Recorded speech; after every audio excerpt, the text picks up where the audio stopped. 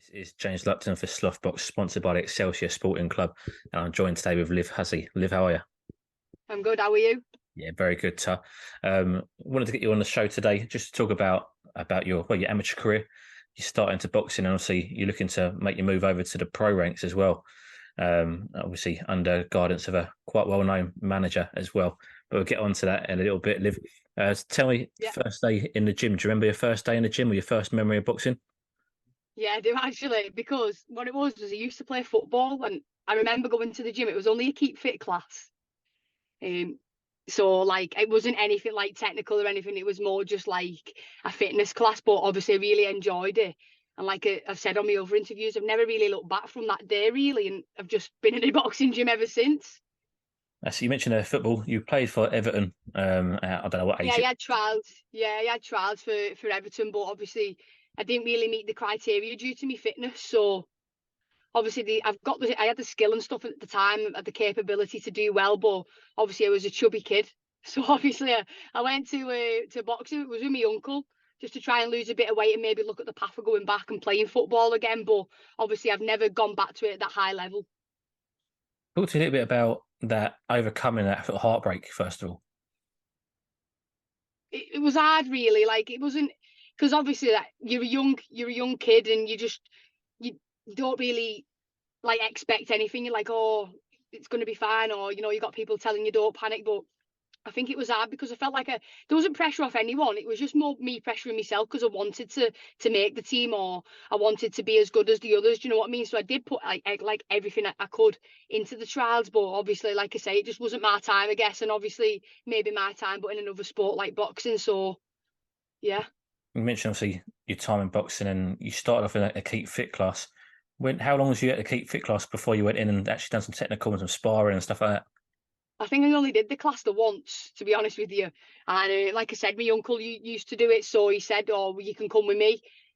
Obviously, did the keep fit class at first just to kind of get used to that gym environment, and then I went into like I think it was a juniors at the time, and I obviously met all the others there, and I enjoyed it. It was just more like I said, getting my technique right and stuff, but I kind of got it straight away. It's like, when you're going to be good at something because it just clicks.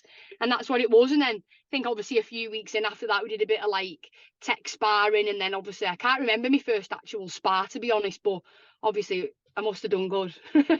Absolutely. Talk to me about like obviously inspirations. Obviously, you're a football fan. You grew up wanting to be a footballer. It was never boxing until you started doing it yourself. So I'm assuming you didn't really watch boxing before that point.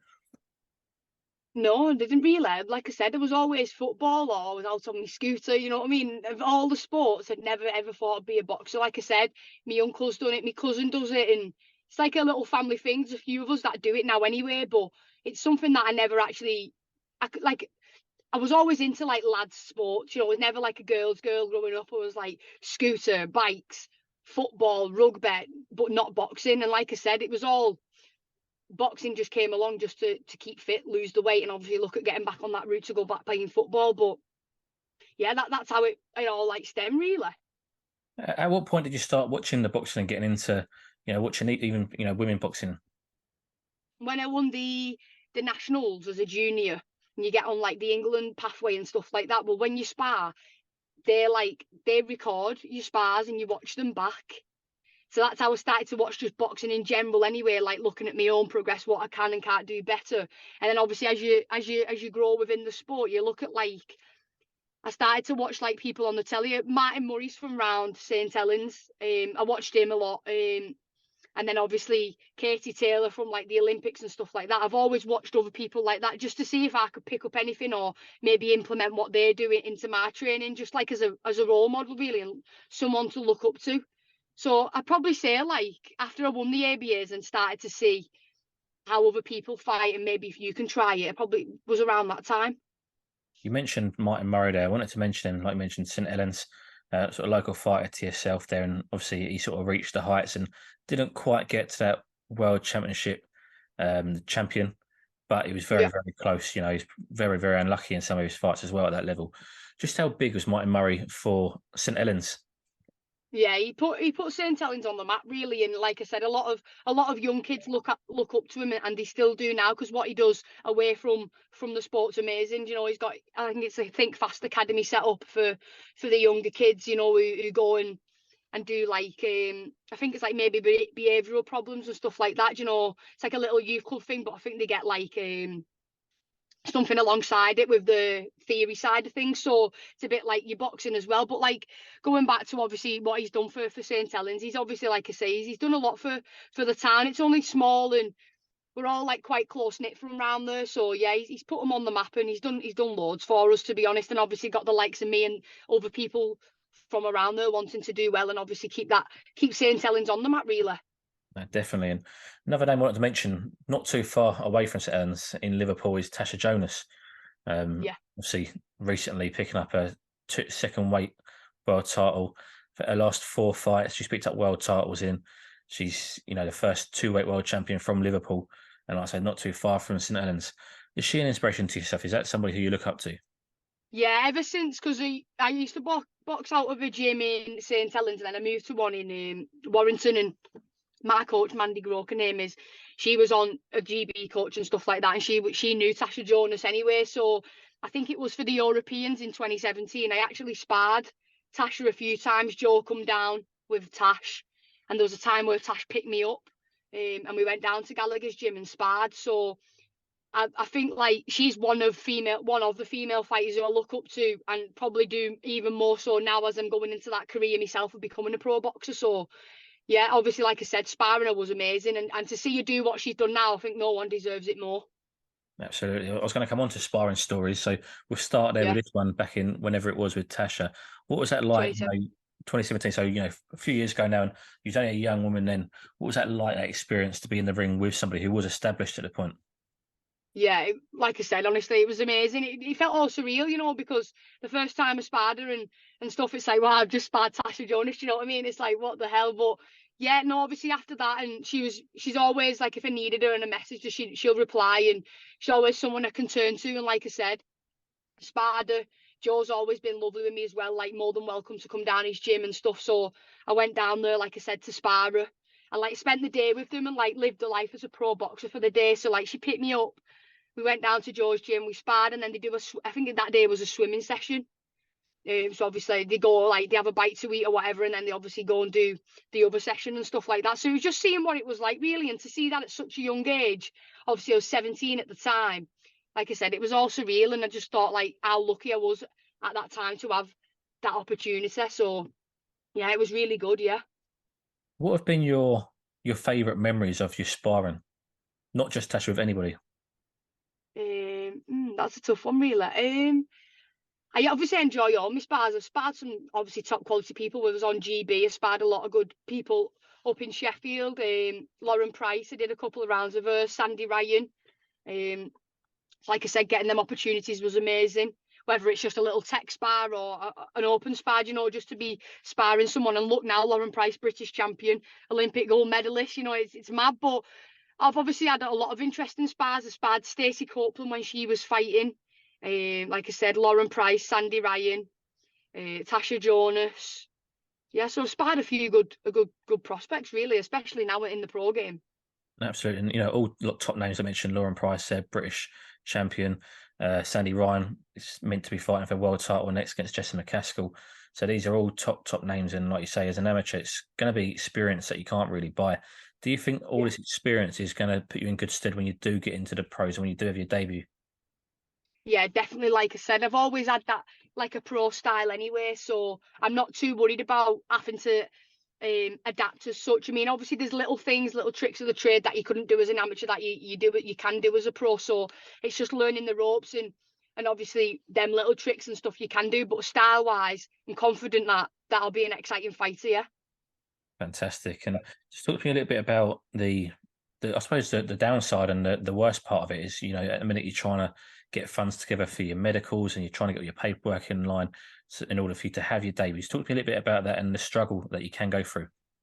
Yeah, well, to be honest, I've had everything sorted. So I had my normal medical, like, the genuine check over, blood, stuff like that.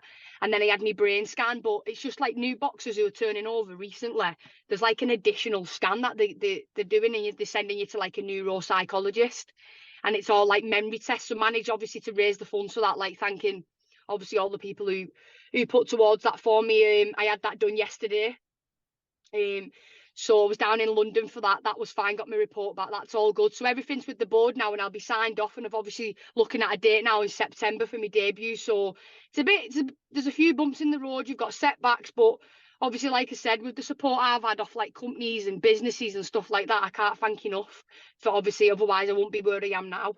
But yeah, it's a bit of a long stumpy road. Like I turned over in February, sent me paperwork off. Then you have to do like you go to the optician, send that off, get your MRI, wait 3 weeks for them results. Then you've got to get your normal medical, and you got to get your bloods done. Then you have to. It's honestly, it's a never ending story. But finally now it's all done and dusted, and I'm ready to go. How stressful is that? Because people don't see that behind closed doors. They don't know what really goes on. Even something that's new to me, and I've been around boxing for a long time. So how stressful is that?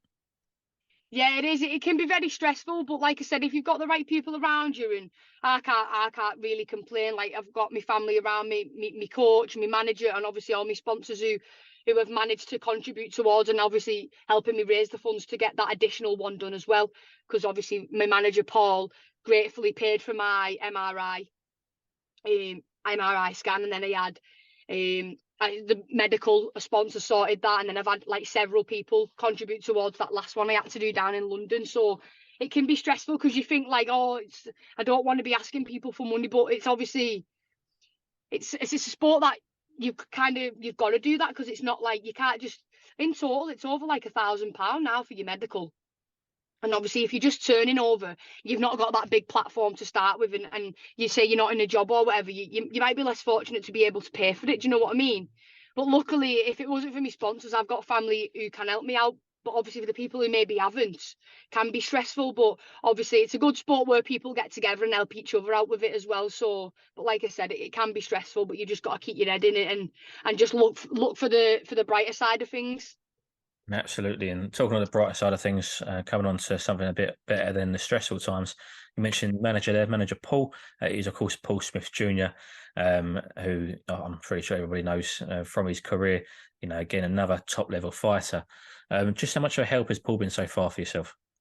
He's been great. Like he's been obviously looking to get that big platform for me as well. So he's been on it with everything. Like literally, I can't fault him any way, shape, or form. He sorted me, like I say, my brain scan.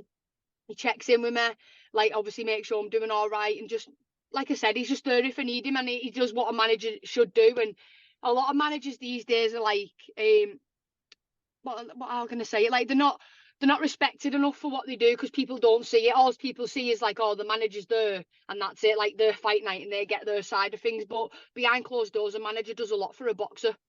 And I think it's like obviously something people should be aware of. Like as well as your trainer puts all the hours in, coaches you early mornings, and then you've got your manager trying to sort your fights out. He sorted me some sponsors out. So he's been great. Like I can't fault him in any way. You mentioned he's trying to find you that big platform. He's got the connections. He's got, the network. He's been around the sport for a long time. What Yeah. are you hoping for? Is there any talks or anything that you can reveal to us? Not at the minute. I know they've got there's a GSW, like that's who I'm with. It's like an GSW boxing it's called. They've got a show in September. I'm up to now I'm looking to become and make my debut on there, but there's a few things that obviously I don't know as such yet, so I can't say much, but maybe earlier on a bigger platform. So it's just keeping my fingers crossed, because if that does come a hand, like come away, then obviously I'll be on that bigger platform making my debut. But like I said, we've got like a backup plan if not. And where would that be So if it's definitely September, beginning of September for sure. fantastic? And is that going to be a local fight for yourself? Or would that be, around, say, Liverpool, Manchester, St Helens Way? Yeah, yeah, hopefully Liverpool, mate. Yeah. Regards to the big show, I'm not sure. That could be, with like the likes of the bigger platforms. They have shows everywhere, don't they? But the GSW is looking to be in Liverpool, mate. Yeah. Fantastic. Well, everyone, I thank you for your time. Wish you all the best for your Okay. debut in September. And we'll catch up again soon. Thanks, mate. Nice to meet you. Angie.